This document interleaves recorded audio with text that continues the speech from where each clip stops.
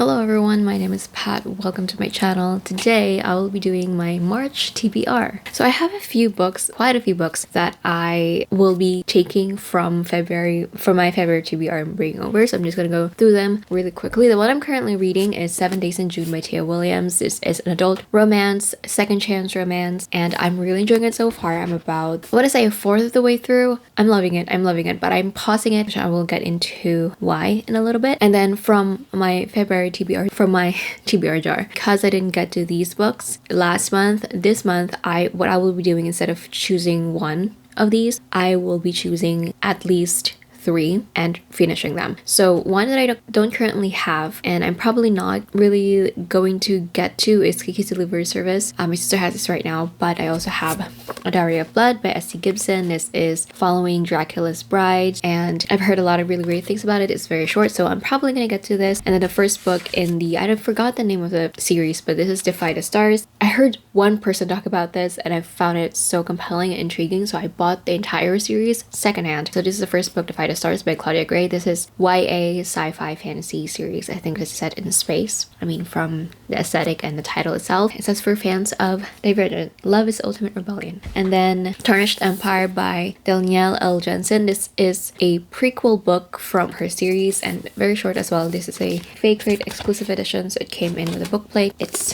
sprayed metallic on the edges. The reason why I'm pausing 7 Days in June is because I will be doing the readathon. Today is actually the first day when I'm filming this. So I'm putting 7 Days in June on hold. I want to finish it, but I want to focus on the books that I do have for the readathon. So the first one is Winter in Xoxo by Alicia Shuadusipin. This is the readathon book group. This is actually translated from French, but I believe the author is born in France, but raised in Paris, Seoul, and Switzerland. And this is following a main character who owns a guest house in Xoxo. Xoxo is a town between the North and South Korean border, and she receives a guest who wants to take inspiration from Xoxo for his book, and together they form an uneasy relationship where they learn about authentic Korea. This is award-winning and is also very, very short, so very excited for this one.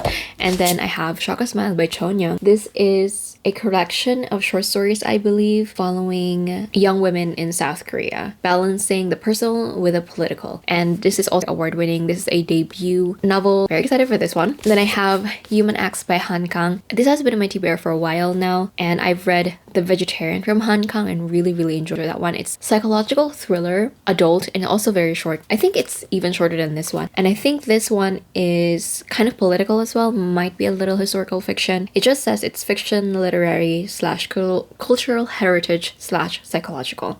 So I'm very much looking forward to this one because I really enjoyed the feel of The Vegetarian. Like, there's not a lot of plot, but it's just that vibe, that psychological feeling of it that I really enjoy. So I'm looking forward to this one. And then I have XOXO by 𝐭𝐶𝐸. This is a YA contemporary romance following the main character who meets Jaewoo in LA. They have to separate because he goes back to Korea where he lives, and then she goes back to Korea with her mom to take care of her ailing grandmother, and they meet again, and she discovers that Jaewoo, the guy that she met, is actually one of the members of one of the most popular K-pop groups in South Korea. And then we have Crying in Hmart by Michelle Zauner. This is a memoir following the author after losing her mother, and it deals a lot about grief, but also about being Asian American, specifically about being Korean. I'm really looking forward to this one. I know this is going to have very heavy topics, but I think I'm ready for it. And then the ones that I don't have a physical copy of, first one is Once Upon a K-Prom by Kacho. This is actually an arc. I believe this one comes out in May, but I'll be trying to read this for this month as well. This is a YA romance, contemporary romance, following 2 childhood best friends. Promised that they were going to be like prom dates, I believe, but the guy moves away because he becomes a very popular K-pop artist, and then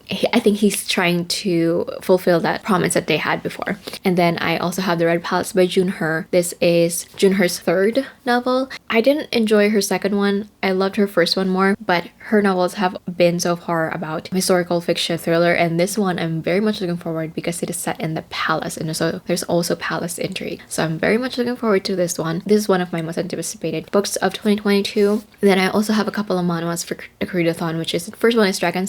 This is a fantasy romance where our main protagonist, she's tasked to watch over the last dragon, and the dragon loves drinking, and I think hijinks ensues. I think it's a grumpy sunshine as well, with her being bright and bubbly and him being, you know, grumpy and just annoyed in general. Looking forward to that one. This is available in Manta. Another one that is available in Manta and is completed, Dragonsitter is also completed, is Die Please. I believe it is also set in a fantasy world, but it's mostly romance. The main character wants to confess to her crush, but it turns out, or she discovers, that her crush and her best friend are actually planning on killing her. And I don't know what's that about, but it sounds very fun, like very interesting. Like, why are they trying to kill her? Like, what's up? And then, oh, another one that I forgot to mention earlier is Skin of the Sea by Natasha Bowen. I had to return this to the library, so I don't have a physical copy of it, but I do have the ebook copy of this. It says a YA fantasy romance, and it's set in the sea, so I think there's kind of mermaids as well. I wasn't able to get to that in February, so I will be including that this month as well. I will try and include that this month as well. And now for the arcs that I have, the first one is Hotel Magnifique. This is one of my most anticipated releases of 2022 as well. This is by Emily J. Taylor. It's a debut fantasy about a darkly magic hotel that appears in a different destination every morning, perfect for fans of Caraval and the Night Circus.